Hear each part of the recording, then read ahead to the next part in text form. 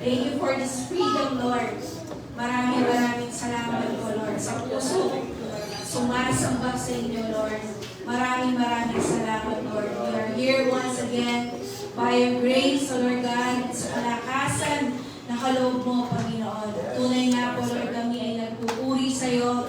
Wala man, Lord, yung mga tagatugtog po namin, but ang puso po namin, Lord, ay punong-puno po ng pasasalamat dahil po, Lord, you are so good, Lord. For who you are, Lord. Hindi lamang po dahil sa mga pinagkakaloob mo sa amin, but for who you are, for you are the God, Lord, who sits on your throne, O Lord God, no matter what, O Lord God. Kaya maraming salamat po, Panginoon.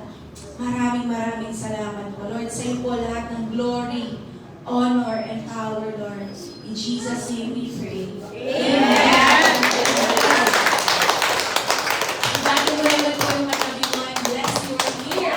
Bless you are here.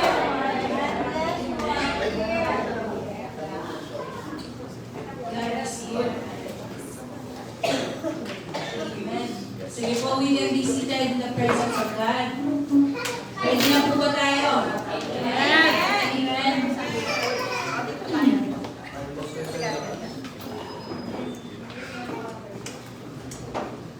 Sige po, yung po ating mga kids. Kasama na po kayo kay Teacher Andrea. Oh, yung mga kids, may pasok. May pasok wala. So wala po tayong handouts ngayon. Pero you can take note. No? At again, welcome back sa atin in the presence of God. Once again, nandito po tayo sa sanctuary ng Lord para po tayo ay patuloy na mapalakas, ma-inspire ng salita ng Panginoon at para po magawa natin yung gustong gawin ng Lord sa buhay po natin at yung pinapagawa niya. Amen? Amen. Ready na po ba kayo sa salita ng Diyos? Amen. Amen. Okay. So, pakipindot nyo na lang po yung live. Sige, pakipindot mo niya. Hindi po natin nilive kanina kasi baka ma-flag yung... Kinain na yun, Andrea. Okay na? Ayun. So, yan. Dahil si Ate Dada at Kuya Angelo ay laging nanonood sa atin. So, hello from Canada. Hello from the Philippines pala, to Canada. Ayan. God is good. All the time. God is good. Amen. Hindi po tayo magsasawa na yan ang i-declare natin sa araw-araw. Amen. Sige po, mag-umpisa na po tayo. Amen. Naranasan niyo na po ba yung meron kayong parang lakad tapos sobrang layo. Pero dahil enjoy yung biyahe, parang hindi mo ramdam yung layo ng biyahe mo, di ba? Amen. Minsan shock ka na lang, ay, atyuta na. Di ba? Ay, hindi na pala tayo. No? Dahil enjoy yung biyahe, no? Madalas dahil sa kasama mo. Amen?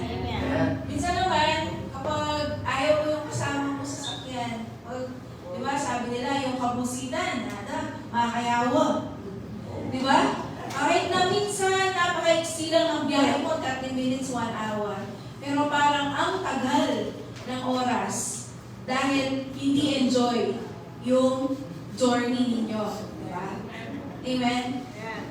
Alam niyo po ba mga kapatid na tayo din po right now ay nasa isang journey. Tayo po ay nasa isang lakbayin sa buhay po natin. No? Hindi lamang bilang isang Kristiyano, but overall sa ating pong buhay, tayo po ay merong kanya-kanyang journey. Amen? So, sa paglalakbay po natin, no, yung ating pong journey, pwedeng smooth. No? Diba yung daan, minsan smooth.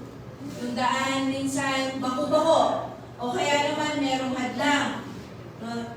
Iba-ibang klaseng panahon o yung ating pinagdadaanan. Amen?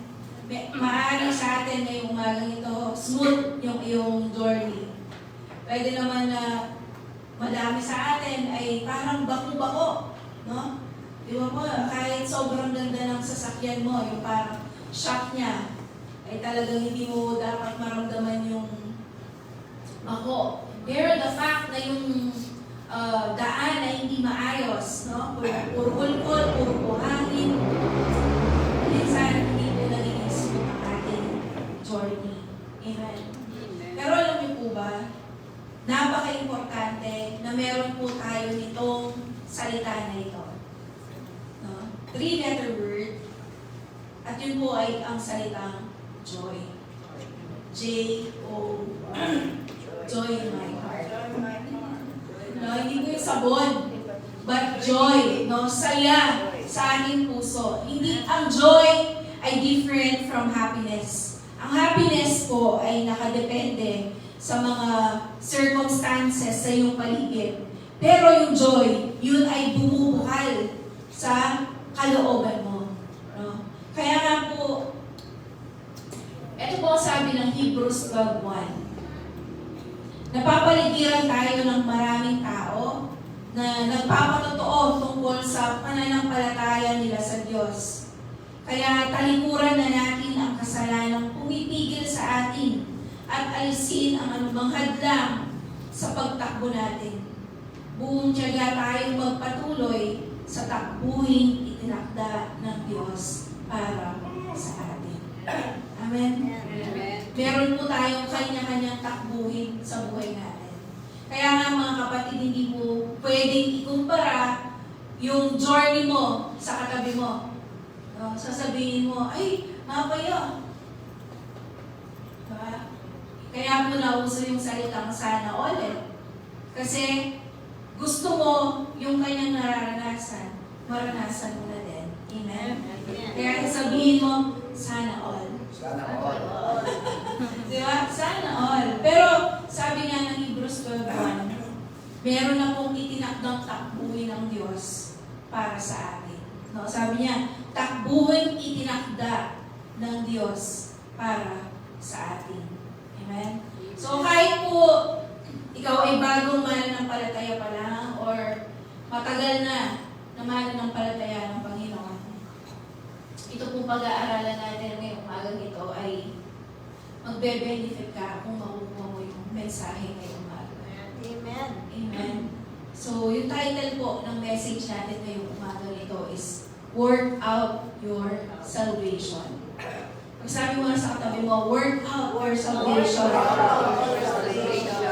I would like to remind you na ang salvation po, no, yung pagkakaligtas is not a one-time event, but a continuous journey of growth and transformation. Kapatid, nung tinanggap mo si Lord, binigay mo yung buhay mo sa Kanya, hindi po doon natatapos.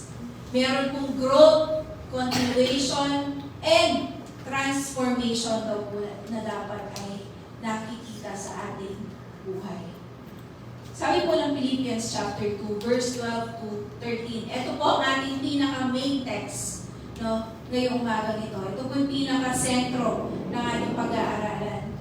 Ang sabi po ng Philippians, ito po ay sulat ni Apostle Pablo sa mga tao na taga-Pilipos or Philippi, no, habang siya ay nakakulong sa Roma. Sabi po ng letter ni Apostle Pablo is, verse 12, therefore, my dear friends, as you have always obeyed, not only in my presence, so ang sinusulatan niya po ay mga Kristiyano na, no, mga simbahan po, no, mga mananampalataya sa lugar ng Philippians or Philippi. But now, much more in my absence, dahil nga po siya ay nakakulong, ito ang kanyang habilin. Continue to work out your salvation with fear and trembling. For it is God who works in you to will and to act in order to fulfill His good purpose. Pag sinabi pong work out your salvation, hindi niya po sinasabing pagtrabahuhin mo ang iyong kaligtasan. Kung hindi, ang sinasabi niya, ligtas na kayo, so now magpatuloy kayo na ipakita yung ebidensya na kayo'y talagang mga ligtas na. Amen? Nakakasunod po ba? Hindi niya po sinasabi dito na kailangan gumawa kayo ng good works para kayo maligtas. Hindi. Work out your salvation, ang ibig pong sabihin ay you are living out the result to your salvation, no? Dahil tinanggap mo na yun, no? It means, babalik pa rin po tayo dun sa mga previous lessons po natin. It means putting your faith into action. No? Allowing that faith, no, to shape your character and behavior. Sabi sa katabi mo, transformation. Transformation. Yan po yung utos sa atin. We are commanded to work out our salvation. At anong klaseng attitude? With fear and trembling. Ibig sabihin, malalim na paggalang sa Panginoon. No? Amen? Pero ang sabi po ng verse 13, hindi mo daw yan magagawa sa sarili mong kakayanan. For it is God who works in you to will and act in order to fulfill His good purpose. No? Ang ibig sabihin po, nag-uugat pa rin po yung transformation. No? From the time na ikaw ay na-save, no? Tinanggap mo si Jesus sa puso mo because of God. No?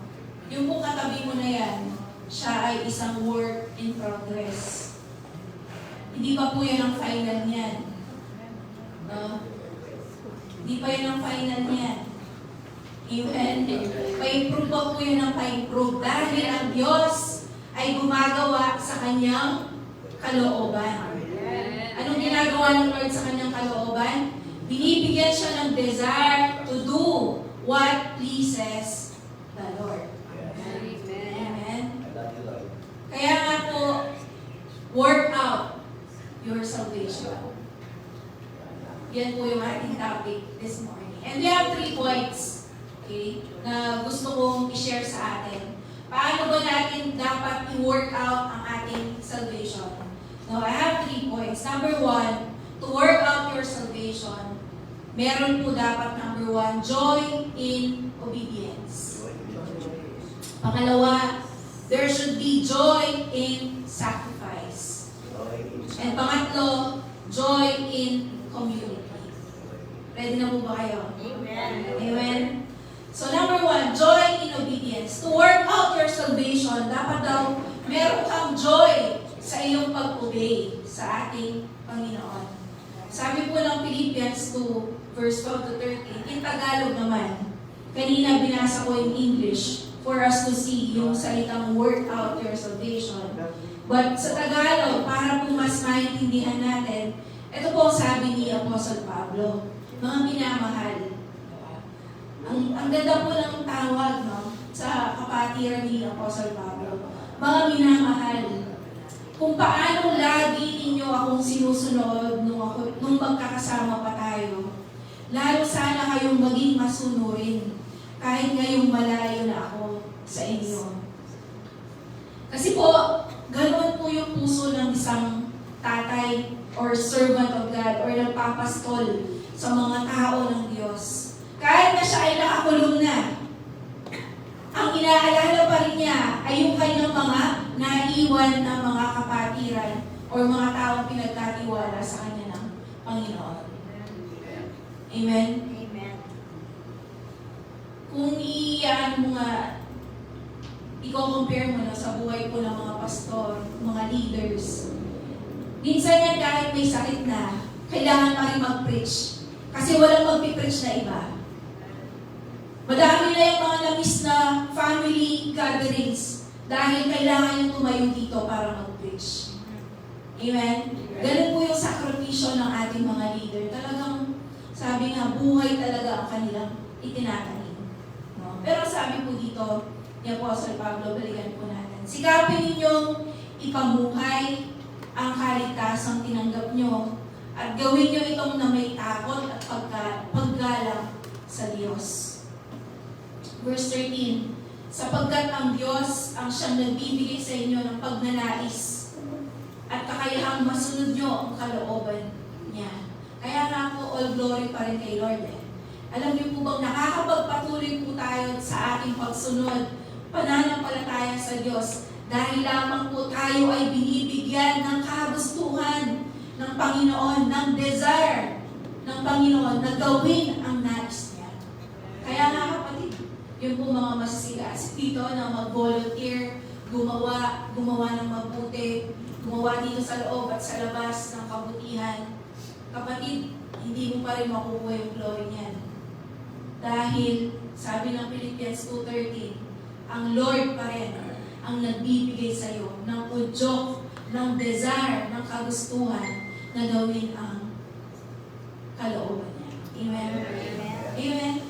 Kaya nga po wala tayong maipagmamalaki. Pero ito po yung paghihimok, pag-encourage sa atin ni Apostle Pablo. Tuloy mo lang, kapatid. O sabi sa katabi mo, tuloy mo lang. Tuloy-tuloy ka mo. Amen? Tuloy mo lang yung pagsunod. No? Kasi alam niyo po, natural sa tao ang hindi masunurin. Let me give you an example. Yung pong inyong anak, di ba? Nung baby siya, hanggang sa mga, siguro mga 1 or 2 years old, 3 years old, yung medyo nakakasalita na siya, nakaka-express na siya ng kanyang saloobin. Hindi mo ba, hindi nyo naman siya tinuruan maging pasaway. Hindi nyo naman siya tinuruan na hindi sumunod. Pero natural na lumalabas sa kanya yung pagiging rebelde. Diba? Sasabihin niya sa'yo, no! Diba? Dahil Inglesero po yung mga apo ngayon, tsaka mga anak eh. Sasabihin niya, no! Kampana ka paglamat. Dahil natural sa tao, ang ayaw sumunod. No? Ito po ang sabi ng Ephesians 2, verse 1-2. Noong una, itinuring kayong mga patay ng Diyos dahil sa mga pagsuway ninyo at mga kasalanan. Kapag po pala tayo ay namumuhay sa kadiliman, sa makasalanang buhay, ang tingin sa atin ng Panginoon, patay. No? Nabuhay kayong gaya ng mga taong makamundo. Sakop kayo noon ng kapangyarihan ni Satanas, ang hari ng mga espiritong naghahari sa mundo. At siya rin ang espiritong kumikilos sa puso ng mga taong ayaw sumunod sa Diyos. Sa English po ang sabi dyan, you are sons of dispersion, sabi niya gano'n. Ibig sabihin, doon daw po, tayo ay anak, no? Na hindi masunurin. No? Tayo ay, kumbaga, kung ano yung mga parang pangit pakinggan, pero ito yung totoo. Anak po tayo ni Satanas. Okay? Because tayo po ay hindi talaga sumusunod sa Panginoon. But praise God, tayo ay tinawag ng Diyos. Naawa po ang Lord sa atin. Amen? Meron pong mga taong nagdalangin, nag-invite, no? Talagang kumukulit sa atin so that we can encounter the Lord. No? So, tayo po ay na-rescue. Amen? Kaya nandito ka ngayon eh. Mapalad ka, na-rescue ka. No? From darkness into light na po tayo. Kaya nga po, ano po yung dapat na maging response or tugon natin mula sa kabutihan ng Panginoon? Yun po yung pagsikapan. Pagsikapan po natin na mabuhay doon sa kagustuhan ng Panginoon. Kasi meron pong nangyaring process sa atin, ang tawag doon ay regeneration. So from pagiging patay, kaya po doon nagsimula yung salitang born again eh. Kaya ang born again is not a religion, but an experience na nararanasan ng mga taong kumikilala sa Panginoon. Kasi nga dahil dati ikaw ay patay, dahil ang buhay mo ay makasalanan, now that you are regenerated, ibig sabihin, muli kang nabuhay or na born again ka in spirit, kaya ko na ngayong gawin ang gusto ng Panginoon. Amen? Kasama sa salvation package na tinanggap po natin ay ang banal na Espiritu. At ang banal na Espiritu ang siyang umuudyok sa atin upang magawa yung nais ng Panginoon. Nakakasunod po ba? Kaya there is joy in obedience. Sabi po ng Titus 3:5-7, not by works of righteousness which we have done, but according to His mercy, He saved us. Through the washing of regeneration and renewing of the Holy Spirit, whom He poured out on us abundantly through Jesus Christ, our Savior, that having been justified by His grace, we should become heirs according to the hope of eternal life. Kapatid, naligtas po tayo because of the mercy of our God. Dahil lamang po sa habag ng Panginoon. Amen? Kaya nga kapatid, work out your salvation. No? Kailangan kang merong gawin. Continuous growth and transformation ang kailangan maranasan po ng bawat isa sa atin. Diba, dati, wala ka namang ganang makinig ng Word of God. Wala kang ganang pumunta sa mga ganitong fellowship and gathering. Diba? Mas gusto mo na iba ang puntahan mo. Entertainment, barkada, no? At kung saan-saan pa. No? Pero, because God, the Holy Spirit is now living in us, nagkakaroon ka ngayon ng bagong galaw, bagong ugali, bagong desire. Amen? Now, sasabihin natin, hindi na ba tayo nagkakasala kapag ikaw ay na-born again? Pwede pa rin. No, dahil po, there's a two nature in us that is raging war, the flesh and the spirit. No? Kaya nga po, kailangan po natin ang Lord everyday. Amen? Ganun po talaga ang disenyo ng Panginoon. That everyday, marirealize mo na kailangan mo ang Panginoon because hindi mo kayang gawin without God. Amen? Sabi po ng Matthew 6:1, mag-ingat kayo at baka ang paggawa ninyo ng mabuti ay pakitang tao lang. Sapagkat kung ganyan ang ginagawa nyo, wala kayong matatanggap na gantimpala mula sa inyong amang nasa langit.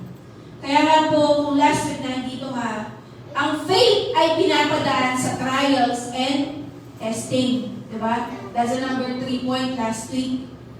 Dahil kailangan masigurado na ang iyong faith ay tunay. No? Dahil kapatid, hindi po natin mapepeke ang salvation o yung resulta, ebidensya ng ating pagkakaligtas. Kasi sabi niya dito, pinapag-ingat tayo na baka yung paggawa mo ng mabuti, pakita tao lang.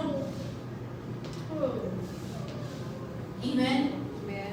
Sapagkat kung ganyan, wala kang matatanggap na reward from the Lord.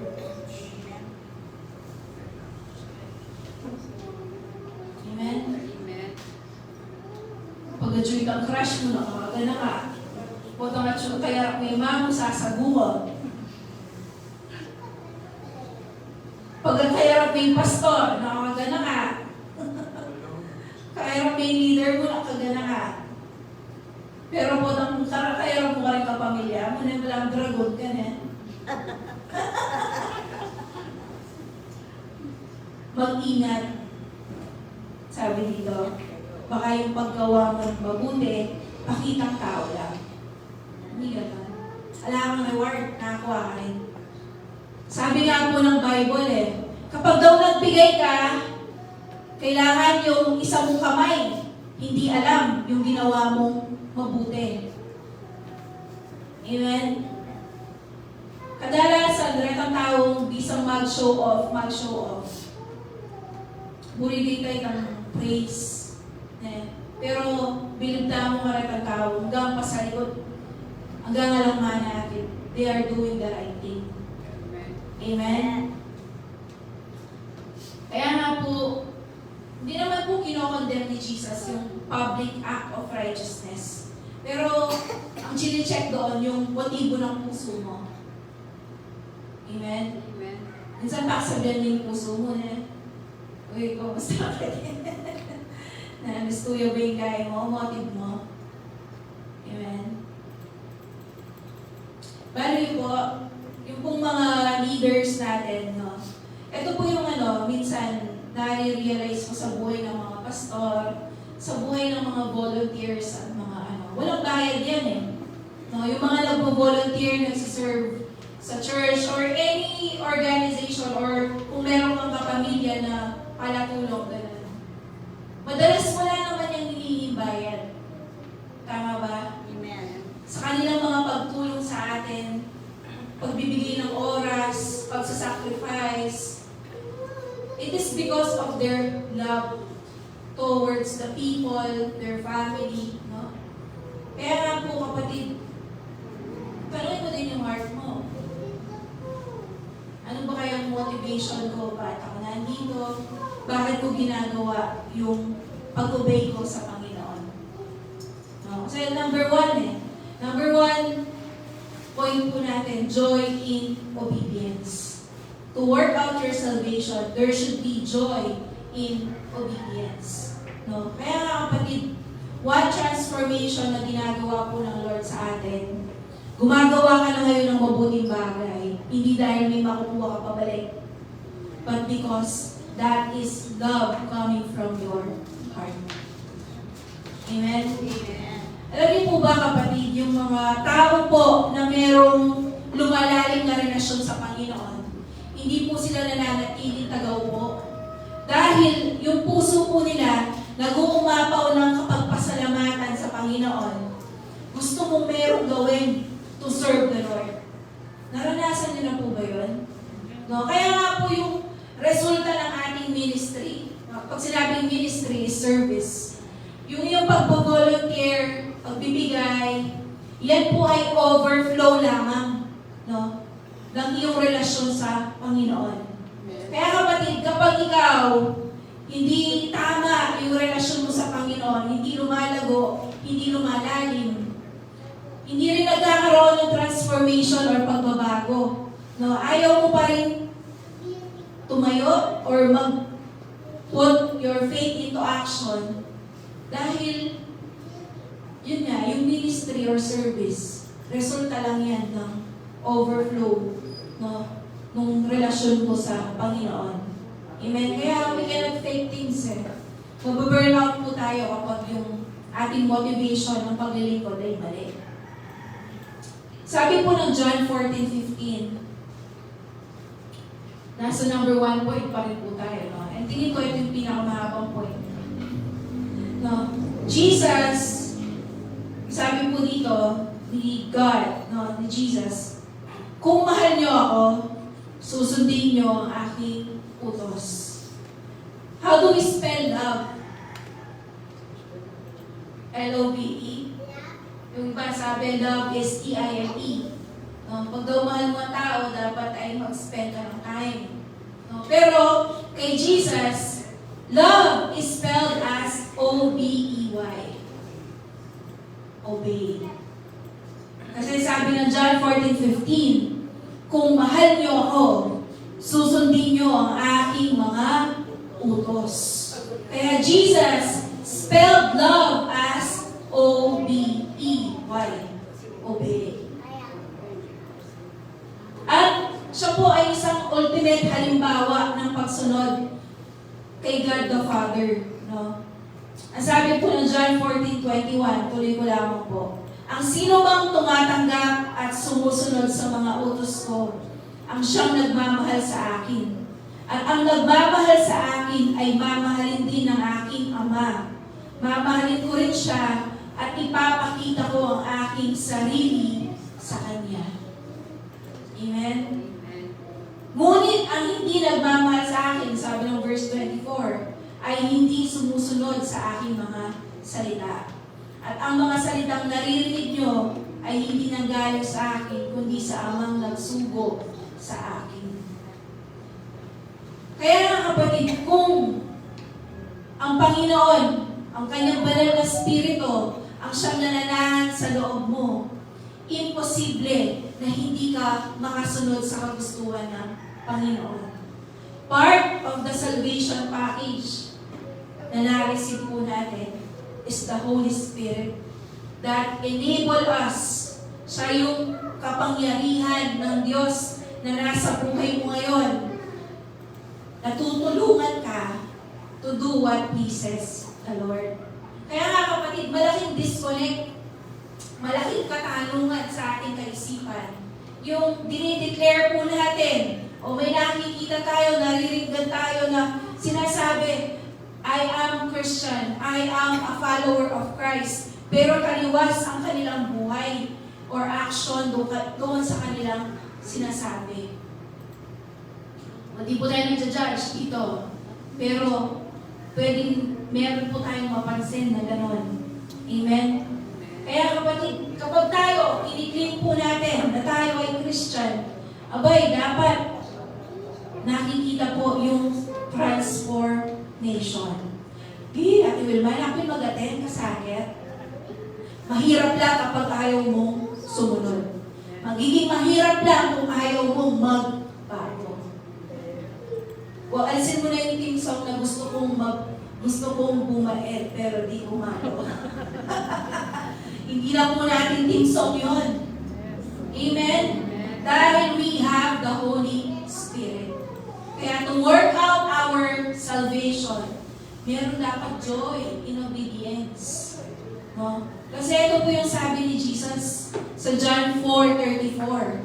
Sinabi ni Jesus sa kanila, ang pagkain ko ay ang pagsunod sa kalooban ng nagsugo sa akin at ang pagtupad sa kanyang ipinapagawa. Di ba kapag tayo ay kumakain, na tayo ay napapalakas? Tayo ay nabibigyan po ng nourishment. Di ba? Pag sino po dito yung pag nalipasan ng buto, mangalgal. Ay, mangalgal mo naman natin yan. Especially mga diabetic, ay, mag-collapse na. Amen? Lalo na po rin healthy yung kalupa ko. Kaya pwedeng dadaan, mangalgal ko ng pill. Ito talagang manimot ako, pumalimawas kong marilo. Amen? Amen? Amen. So, yung picture na pagkain, no? Ang ibig sabihin ni Jesus dito, kalakasan ng buhay ko every time that I follow the will of God.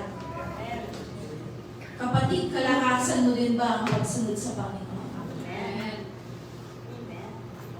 Sabi ni Jesus, ang pagkain ko, ang nourishment ko, ang kalakasan ko, ay ang pagsunod sa kalooban na nagsugo sa akin. Di ba po kapag alam mo na merong ini-impress sa puso mo ang Panginoon, tapos nagawa mo, di ba todo yung saya mo sa puso mo? Hindi mo maintindihan. No? Yung minsan pagtotoo ni Tita Angie, nakipaglabada siya, and then merong na-stroke doon sa tabing bahay nila.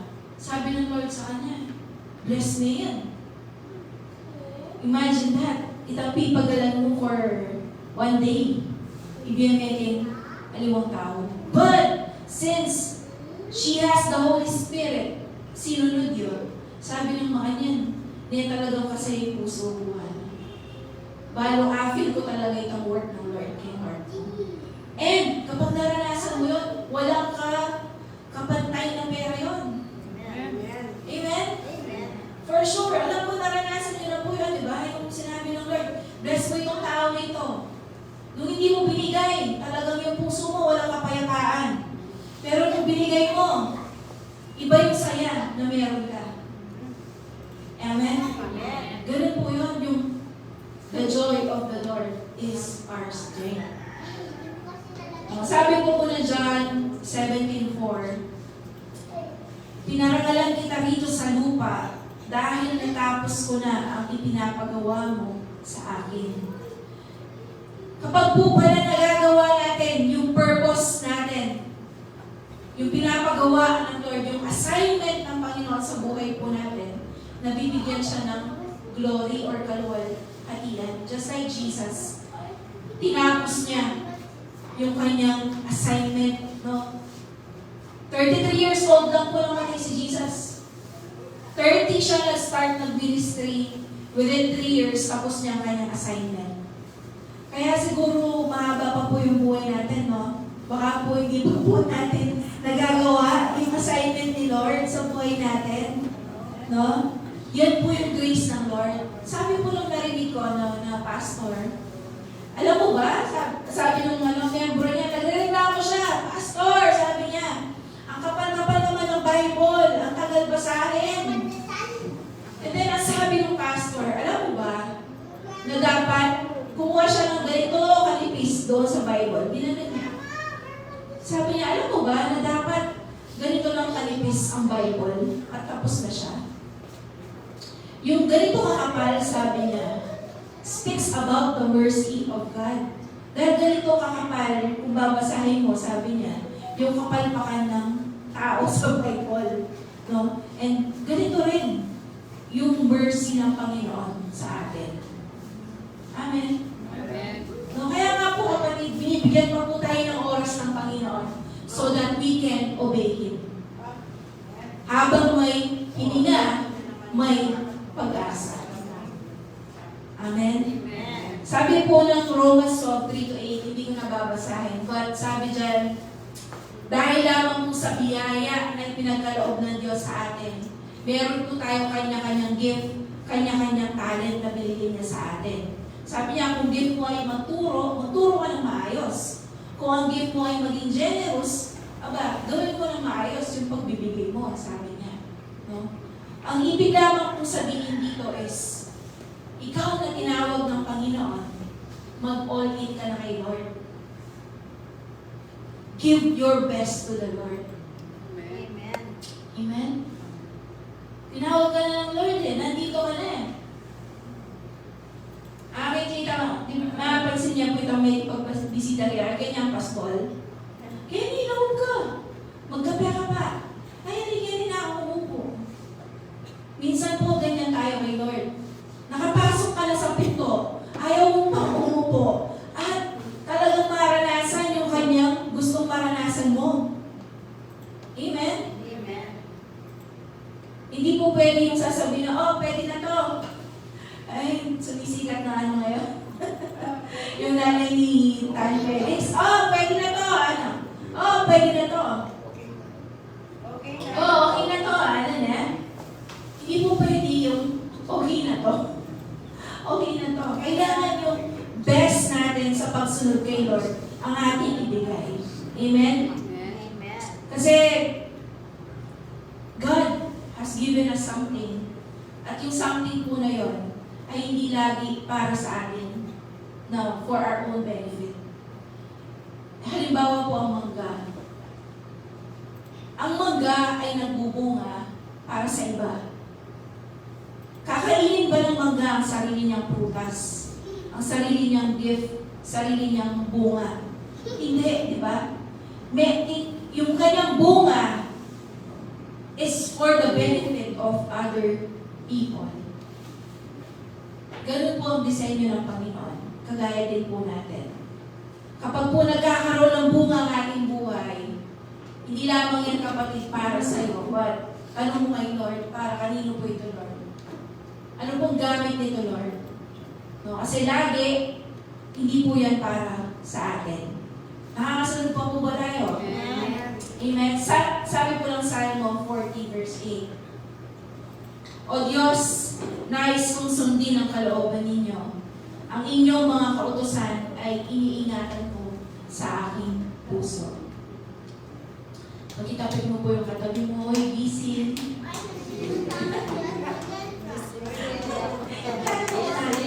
Oy, gisin.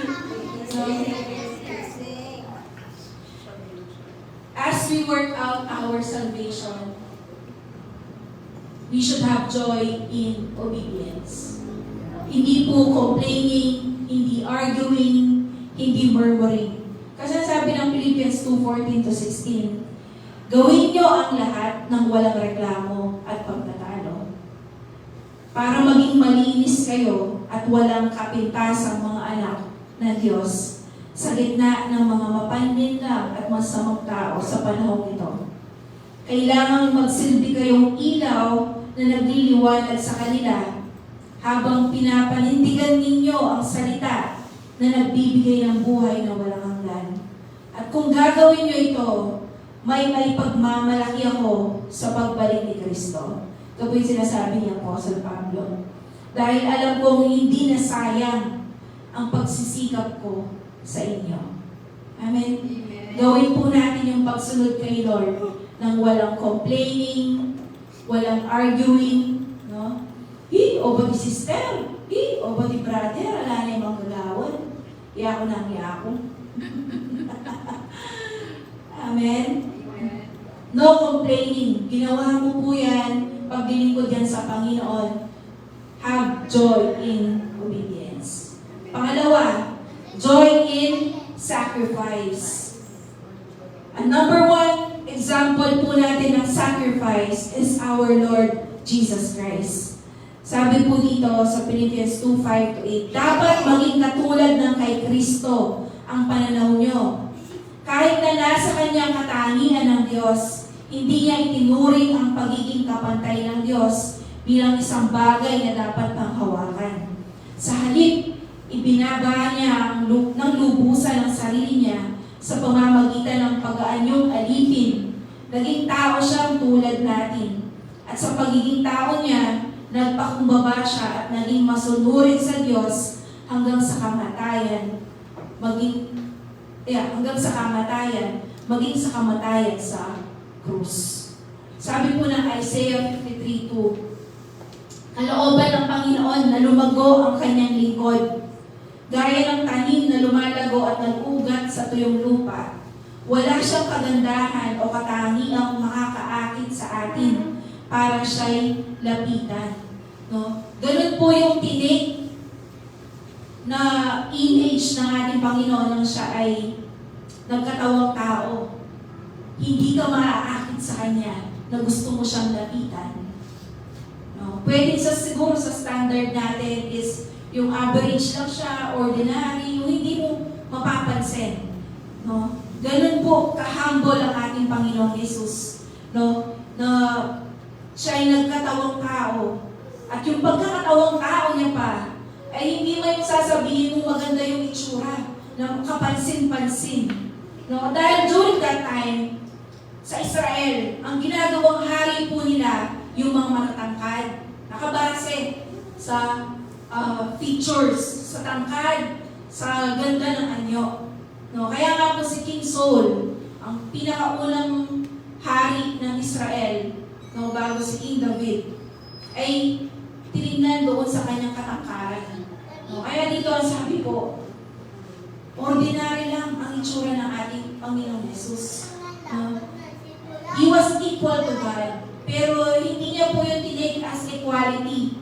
No? Parang hindi niya yung ginawang bragging right. No? Pero siya yung naging bond servant para po sa ating ikaliligtas. Kaya nga po, dahil sa kanyang obedience sa Panginoon, no? Kapatid, minsan pag nag-obey ka sa Panginoon, meron kang isa sacrifice. At madalas yung pag sinabing sacrifice, negative sa term po natin. Diba? Pag naringgan mo sacrifice, lalo na pag naringgan mo yung nanay mo, kanang ko niya mo, isubo ko niya mo, ibigay pagyama. That's the picture of sacrifice na lagi po natin napapakinggan, di ba? Parang negative. Parang talagang pigating-pigati. Nakadra may ima. Hindi talagang pala sobrang kasakit, di ba? Kaya kapatid, ang sabi dito, to work out our salvation. Kailangan daw mayroong joy in sacrifice. No, ganun po ang ating Panginoong Jesus. Nung siya ay nag-sacrifice doon sa cross, ang naisip niya ay ang lahat ng taong mapapanganak dito sa mundo. And right now, we are 8 billion people in the world at counting, and many more na napapanganak every second, every minute. Ang sabi doon, He counted that as joy. Nung siya ay nagsakripisyo, dahil alam niya, because of that sacrifice, marami po ang maliligtas.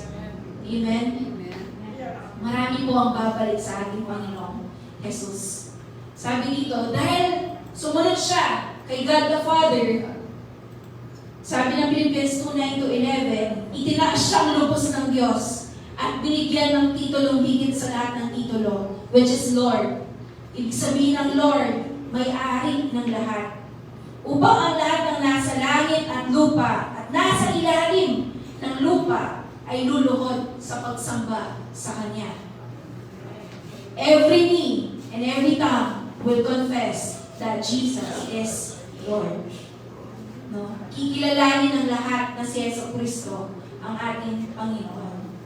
Kaya kapatid, we should acknowledge the Lord in every area ng ating buhay. Kaya kapag kapag tayo ay nagpupuri, minsan kailangan natin ng dahilan. No? Lord, salamat dahil ganito. Lord, salamat dahil ganito yung ginawa mo.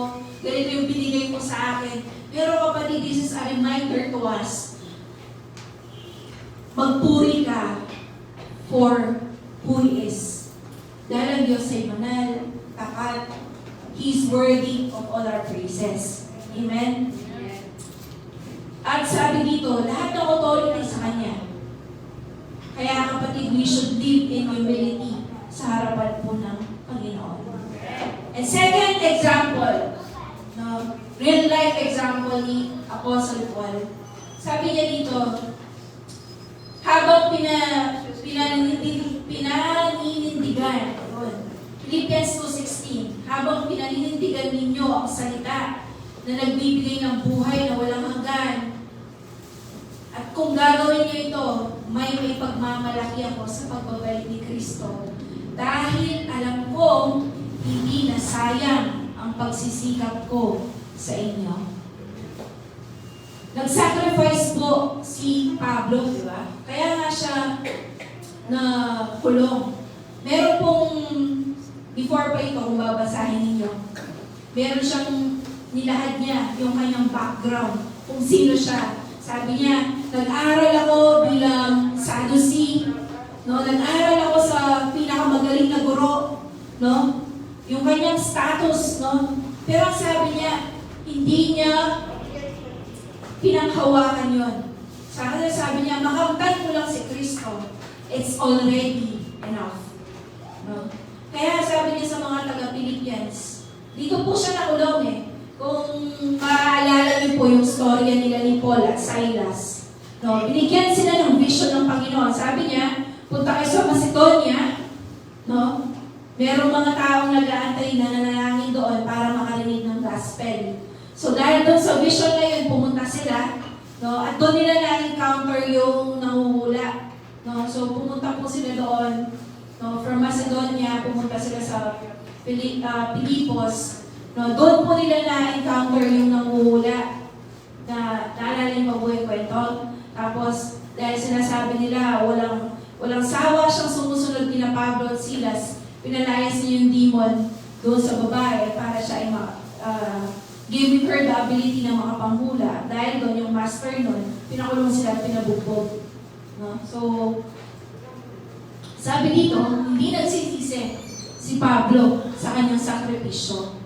Dahil alam niya na sa kanyang pagsasakripisyo, sila ay mga nakasiligtas. Amen? Kapatid, meron na po ba tayong sinakripisyo para po meron taong maligtas sa buhay po natin? Fasting is a form of sacrifice. Di ka muna kakain, once a day ka lang kakain, or minsan water lang, ng ilang weeks or ilang araw, sinasacrifice mo yun kasi gusto mong maligtas yung kapamilya mo, kaibigan mo, or anyone na concerned ka. Nagawa na po ba natin yun sa buhay natin, kapatid? That is just a simple sacrifice. Ito talaga, patay kung patay. Because of the gospel. Ito po yung narinig ko sa nagkukwento ngayon na sa Kristiyano din makilala ko namin. Sabi niya, ang lungkot ng puso ko. Kasi parang yung mga Kristiyano ngayon, sabi niya, hindi na marunong mag-sacrifice. Nawala na yung kapag merong sakit yung kapatiran, pupuntahan nila para ipag-pray, mag-share ng something. Sabi niya, ganun yung napapansin ko. Nawala ng malasakit, sabi niya. Even in the body of Christ. I hope hindi po yung maging totoo sa atin. Hindi ko alam kung yun ay observation niya lang sa church community na kung nasaan siya. But I pray sa atin, hindi po yun mangyari. Kasi sabi po ng word ni Lord, mag-jump lang po ako dito. Ito daw ang dahilan kung bakit ihirap ang buhay in the last days. 2 Timothy 3:1-5. Bakit magiging mahirap ang buhay on the last days before ang pagdating ng ating Panginoong Yesus? Magiging mahirap ang mga huling araw dahil magiging makasarili ang mga tao, sakim sa salapi, mayabang, mapagmataas, mapang-insulto, masuwayin sa magulang, walang utang na loob, at hindi makadiyos. So you see, hindi hihirap ang huling araw because of God, but because of the people na ganito na ang nagiging ugali. Ayaw nilang makipagkasundo sa kaaway nila. Malupit, walang awa, mapanira sa kapwa, walang pagpipigil sa sarili, galit sa anumang mabuti. Hindi lang yan, mga taksil sila, mapusok, mapagmataas, mahilig sa kalayawan, sa halip na maibigin sa Diyos. Pinapakita nilang makadiyos sila, pero hindi naman nakikita ang kapangyarihan nito sa buhay nila. Iwasan mo ang mga ganitong tao. Amen? Amen. Joy in sacrifice.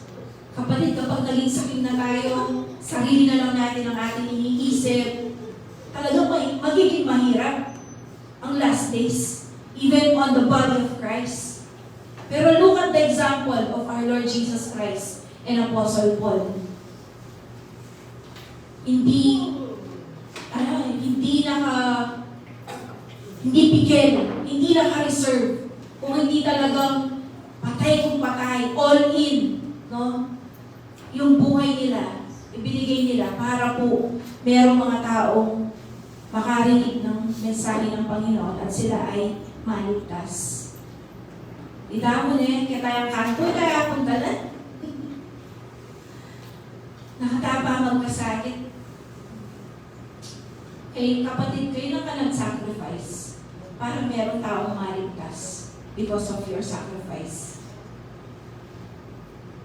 Minsan kailangan sacrifice mo yung pambili mo ng merienda, pambili mo ng bagong gamit, para mapamasahe mo o madala mo yung isang tao kay Lord. Minsan pera, kung kailangan mong i-sacrifice. Minsan oras, kailangan mong i-sacrifice. Dapat magpapahinga ka na lang, kasi may work ka pa eh. Meron ka pang kaabalahanan. Pero minsan kailangan mong i-sacrifice yun para puntahan yung isang tao. Para makarinig siya ng Word of God. Kapatid, kailan ka nag-sacrifice to be a witness for the Lord? Kailan po tayo nag-sacrifice? Joy in sacrifice. Hindi lamang po joy in obedience, but joy in sacrifice. Nandyan pa po ba kayo? Amen. May nakakuha po tayo? Amen. Amen? Kapatid, let us not be so prideful na hindi na po tayo marunong mag-sacrifice. Dahil meron din po nag-sacrifice para sa atin, para tayo po ay makakilala sa Panginoon. Amen? Kung wala po nag-sacrifice ng mga apostles, no, yung mga unang tao, unang mga mananampalataya, even the people right now na nakapag-win sa atin, wala po tayo ngayon sa Panginoon. Amen? Kaya nga po, yung mga tao na nakakulik sa atin, na wala pa po kay Lord, kayo po ang inaantay ng Lord para po sila ay maligtas. Willing ka na bang mag-obey? Willing ka na bang mag-sacrifice? Amen? Sabi po ng Psalms 49:6-8, sila ay nagtitiwala sa kanilang kayamanan at dahil dito ay nagmamayabang. pero walang may kakayanan tubusin ang kanyang sarili mula sa kamatayan, kahit magbayad pa siya sa Diyos. Dahil napakamahal ang pagtubos sa isang buhay, hindi sapat ang anumang pambayad. Ibinigay pong sacrifice is our Lord Jesus Christ sa ating ikaliligtas. Only Jesus can save us. Kaya kapatid, baliwala ang religion eh. Kahit sabihin mo, no? Kahit sino tanongin mo, madalas sa Pilipino ang atheist o walang Diyos na kinikilala. Madalas sa Western country yun. No? They're so, ewan ko, ibang klaseng mag-isip. Pero madalas atheist sa ibang bansa lang. Sa Pilipino, madalang ang atheist. Lahat ng tatanungin mo, may sasabihin na reliyon. Pero ang tanong, meron ba talaga silang relasyon na lumalago, lumalalim sa ating Panginoong Jesucristo? No, kasi sabi po dito, kahit bayaran mo ang Diyos, kahit ikaw pa ang pinakamayaman sa buong mundo, you cannot save yourself. Dahil napakamahal ng ginamit na pangtubos sa isang buhay lang, ha? Isang buhay. How much more the 8 billion people of us? Kaya nga kapatid, yung work out your salvation is not based on our good deeds, but based lang siya talaga sa habag ng Panginoon, sa kanyang grace para sa atin. Amen? Amen. Kaya to work out our salvation, let's obey and let's sacrifice. And pangatlo, joy in community. Diba kanina sinabi ko, we are on a journey?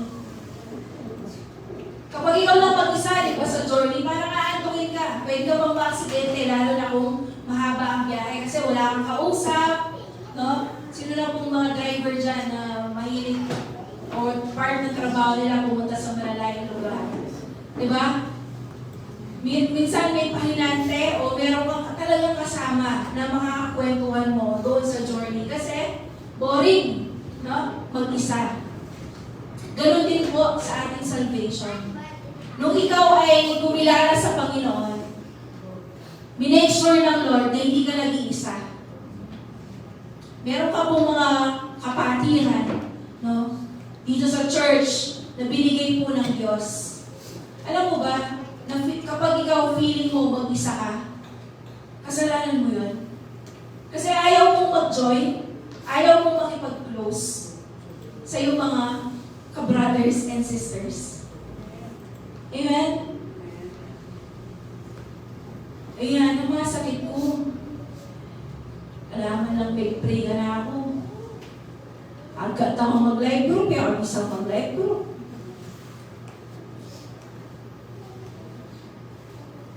Eh, masakit ko lang, may kumusta ka na ako?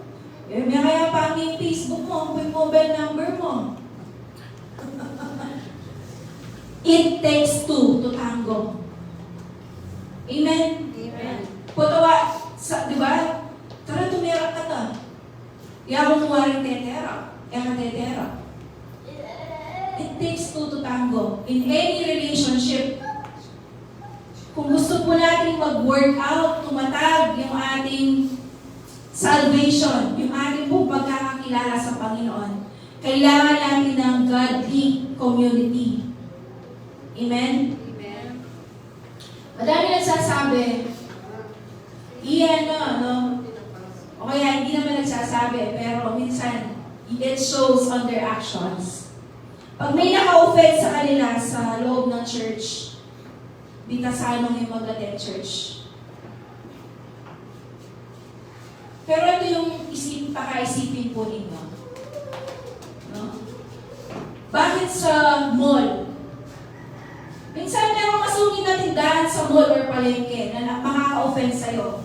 Minsan na, gagantuin ka pa eh. At ang mga yan, mahangatat yan. Kasi ang mahal ng presyo eh. Dapat hindi naman gano'n, pero ang tanong mga kapatid, hindi ka na ba mag-mall forever? Di ba mag-mall ka pa rin? Tama ba? Kahit na ang daming mapagmalaki sa mall, no? Magmaglakad.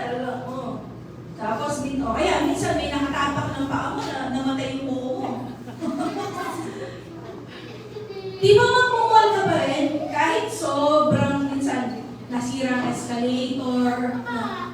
My point is, hindi mo i-give up ang pagmumall dahil lang merong naka-offend sa'yo. Eh bakit sa church naman? Diba? Naisip niyo yun? Kung gaanong deception ang ginagawa ng kaaway sa mga tao para lang hindi makalapit sa Diyos. Right? Alam mo, sa buhay mo, masayang mag-mall. Diba? Doon mo mabibili yung mga dapat mong bilhin kahit may online. Iba pa rin kapag nag-mall. Kaya hindi mo i-give up ang pag-mall. Amen? Sa school. Diba? Same din. So, January, hindi na ako papasok kasi meron akong ayaw na kaklase ko. Pasok ka pa din kasi inaalala mo yung future mo. Pag di ka nag-aral, ikaw ang talo. Correct? Amen. Ganun din in our spiritual life. Kahit may naka-offend sa'yo, kapatid, hindi mo dapat sasabihin, never na ako mag-a-attend dyan. Never na ako pupunta dyan. Ikaw ang kawawa. Right? Amen. Lord, pagalingin mo po sila sa pagiging balat sibuyas. Part of maturity is that you are not easily offended. Kapag you are easily offended, kaya kitang manipulate with my words. Ibig sabihin, you are weak. You are always affected by the word na napapakinggan mo. If I can just say a word and I can activate an emotion inside of you, ibig sabihin, I can control you just with my words. Correct? Yes. Amen. Kaya kapatid, part of working out our salvation is joy in community. Hindi na kung maliit na bagay lang, pansin ka agad. Maliit na bagay lang, dinidibdib ka agad. May nakamagatin. Bahala na ako, Ken. Batihan na kayo.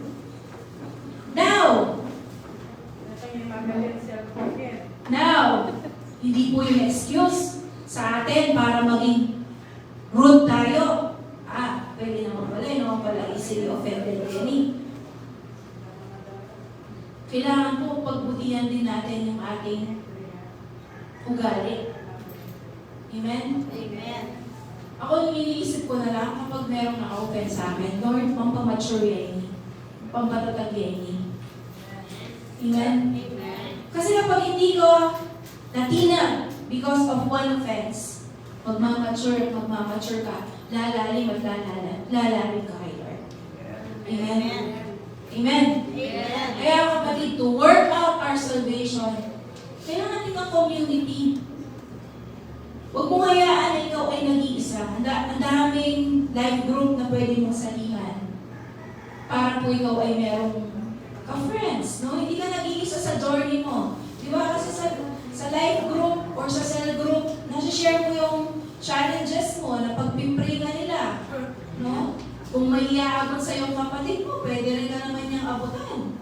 Amen? Amen. Kaya po, join the community. Amen?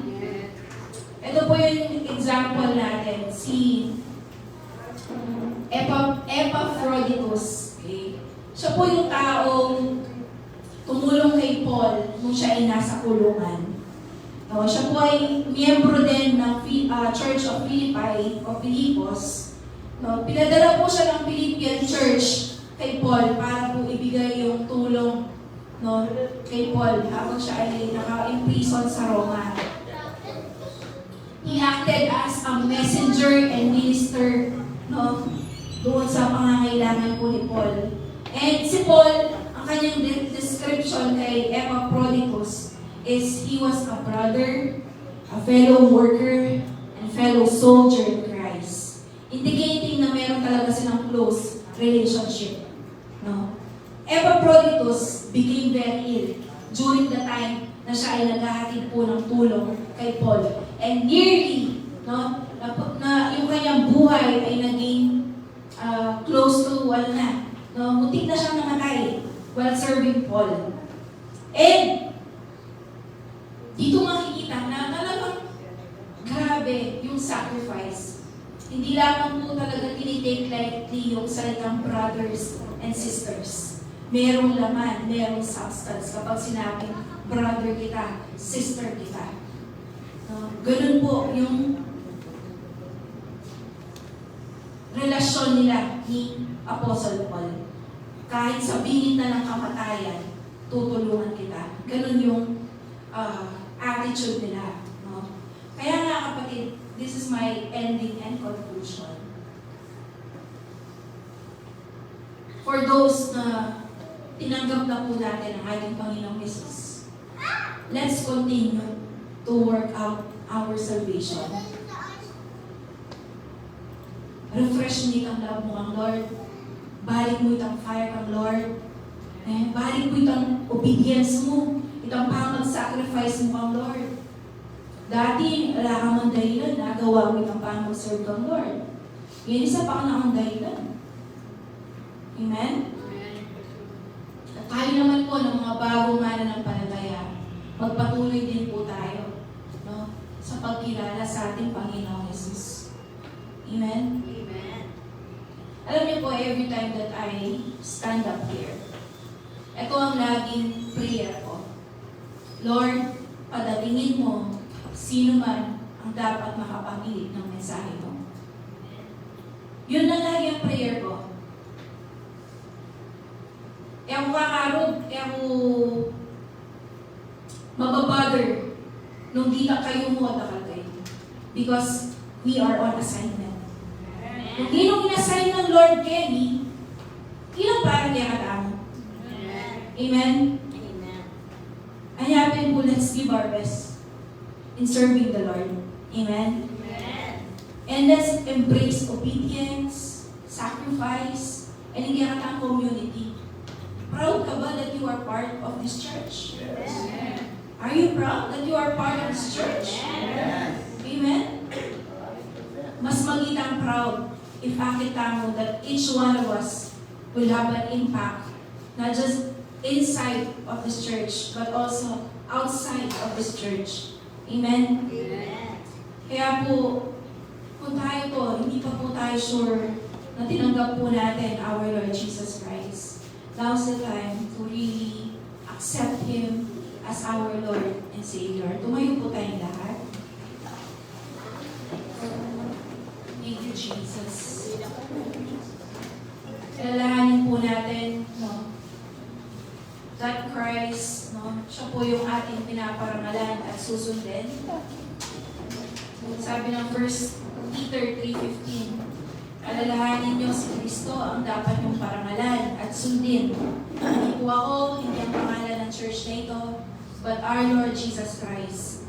Dapat lagi kayong handang magpaliwanag sa sino mang magtatanong sa inyo tungkol sa pag-asa ninyo. Maging handa ka sa pangangaral ng salita ng Diyos sa anumang panahon. Ilantad mo ang mga maling aral, pagsabihan ng mga tao sa mga mali nilang gawain, at patatagin ang pananampalataya nila sa pamamagitan ng matyagang pagtuturo. Amen. Every Sunday, tinuturuan po tayo dito. Every cell group, tinuturuan po tayo. Every life group meetings natin. No, kasi gusto po natin ma-equip kayo to do your God-given assignment. Hindi po kayo dinadala sa church bilang dagdag sa bilang ng simbahan. Kung hindi, gusto po natin lahat ng dadalhin ng Lord dito magmamature as follower and believer and disciple of our Lord Jesus Christ. Amen? Amen. Kaya kapatid, right now, let's bow our heads and thank the Lord for the salvation na meron po tayo. Father God, salamat po, namatay ka sa amin, namatay ka para sa amin, our Lord Jesus Christ. Pinadala niyo po, Father God, ang iyong buktong na anak to die on the cross for us. Maraming salamat sa obedience and sacrifice po ng aming Panginoong Jesus. Because of that, lahat ng benepisyo kami ang tumanggap, Panginoon. Salamat, Lord. Salamat sa iyong katapatan. And right now, nagpapakumbaba kami. Humihingi po kami ng kapatawaran sa inyo, Lord. Kung kami ay naging mareklamo, madahilan sa pagsunod, we are not willing to sacrifice anymore. Patawarin niyo po kami, Lord. At kung nagkaroon po ng hatred ang aming puso towards other believer, our brothers and sisters, patawarin niyo po kami, Panginoon. At tulungan niyo ang bawat isa, Lord, to work out their salvation. Nawa patuloy na lumalim ang kanilang pag-ibig sa iyo, lumalim ang kanilang pagkakilala sa iyo, at masunod ka po nila sa kanilang buhay in every aspect, Lord. Lord, tulungan mo ang bawat isa na nag-i-struggle sa pagsunod sa iyo. Sinabi mo, Lord, kung mahal ka namin, susundin ka namin. Kaya, Lord, I pray, lumago, tumatag, maging matindi pa ang aming pag-ibig sa iyo. At ito'y makita sa bawat aksyon na gagawin po namin. Maraming salamat po, Lord. Sa iyo po ang aming buhay. Sa iyo po ang lahat ng meron kami. Ang church na ito ay sa iyo, Panginoon. We give back all the glory, all the honor, and praise. In Jesus' name, Amen.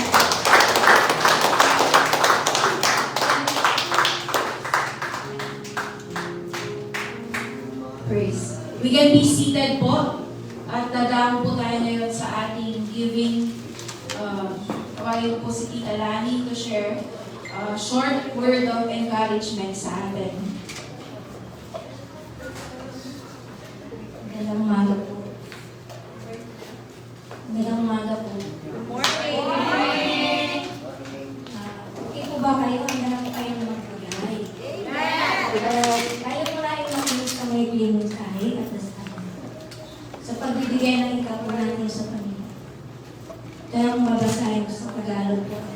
Sinasabi sa Matthew 6, verse 21, na sapagkat kung saan naroon ang iyong kayamanan, naroon din ang iyong puso. Ibig sabihin po ang ating mga prioridad at pagpapahalaga gaya ng mga kikita sa ating pangangalagaan ay nagpapakita ng tunay na focus ng ating mga puso. Halimbawa po, kung pera ang kayamanan ng isang tao, malamang na nakatutok ang kanilang puso sa paggawa ng pera at pag-iipon ng kayamanan. Amen. Pangalawa po, kung kayamanan ng isang tao ay ang kanilang pamilya, ang kanilang puso ay nakatuon sa kanilang pamilya, kapakanan. Amen. Number 3, at kung ang kayamanan ng isang tao ay ang kanilang reputasyon, ang kanilang puso ay nakatuon sa pagpapanatili ng kanilang reputasyon. So, naranasan natin ngayon sa kasalukuyan, no? Ng mga natin. Tanong po, isa pong tanong.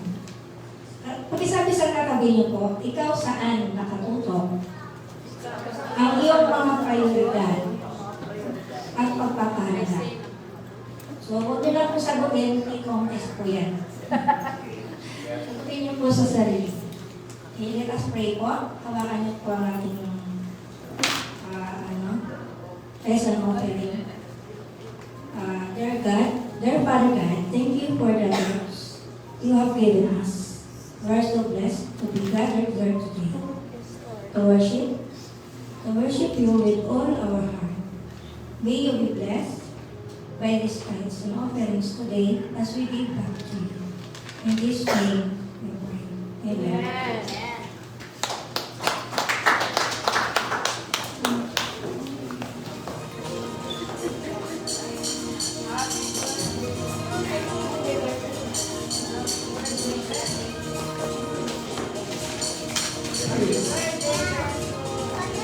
Tawagin po natin sa kanila para po sa ating blessing.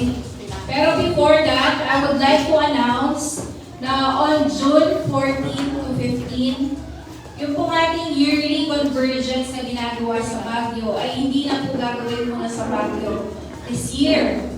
Ito ito po ay gagawin sa isang beach resort. No? So kaya po tayo ay inaanyayahan na dumalo in this overnight gathering, June 14 to 15. No, ito po ay overnight. So doon po sa resort, doon po tayo mag-stay. Okay? So June 14 to 15 ay Sabado at Linggo. Ang ibig pong sabihin, meron po tayong service ng umaga ng Linggo doon na sa resort. Okay? So lahat po ng True Vine churches, international and local, ay mag-gather po doon. Imbis na one day, ito ay 2 days. Para po meron pa po tayong time na mag-enjoy, no, mag-swimming. Okay? Sabi po ni Pastor Lotter, mag-prepare lamang po kayo ng 1,000 pesos per head para po doon sa bayad, doon sa resort na tutuluyan po natin. Ang sabi po ni Pastor Lotter daw kay Pogs, which I need to confirm kay Pastor Lotter, nakasama na po ang pagkain doon sa 1,000. Pero I need to confirm again, okay? Kasi po na-late po sa meeting namin, so hindi ko nakuha yung part na yon. Pero yun po. So we have more than 3 months, o 3 months, para po pag-ipunan yung 1,000. At ang pinaka-aalalahanin na lang natin ay yung transportation papunta doon sa lugar. Okay, Ate Vilma, saan yun? Pangasinan. Okay? Near 100 Islands. Okay? Malapit lang po. 3 hours away from us. Okay? So, syempre po, mag-coordinate tayo. Okay? Na para po doon sa sasakyan po natin. Pero for sure, of course, magre-renta po tayo either ng van or something. Okay? So, yun po. Okay? So, excited po ba tayo? Amen! So, mag-leave na po yung mga merong trabaho ng Sabado para po makasama po kayo. Again, June 14 and 15. Okay? Okay po ba yun? Okay? So, wala pong papaiwan. Okay? Let's invite our family. No? Yung ating po mga kasamahan sa live group or cell group na dumalo. Okay? Let's call Mami lang to declare our blessing. Are you tayo lahat? Praise God. Are you blessed? Amen. Amen. Bless na bless po tayo ng Word of God. Amen. Let us receive the blessing of the Lord. Let us raise our hands. Taas po natin ang ating mga kamay. The Lord bless you. I receive. The Lord make His face shine upon you. And be gracious unto you. And turn His face toward you and give you peace. Amen. I receive. And the Lord fill your heart with joy in obedience. I receive. And work out your salvation as a living sacrifice. In the Amen. name of the Father, and of the Son, and of the Holy Spirit. Amen.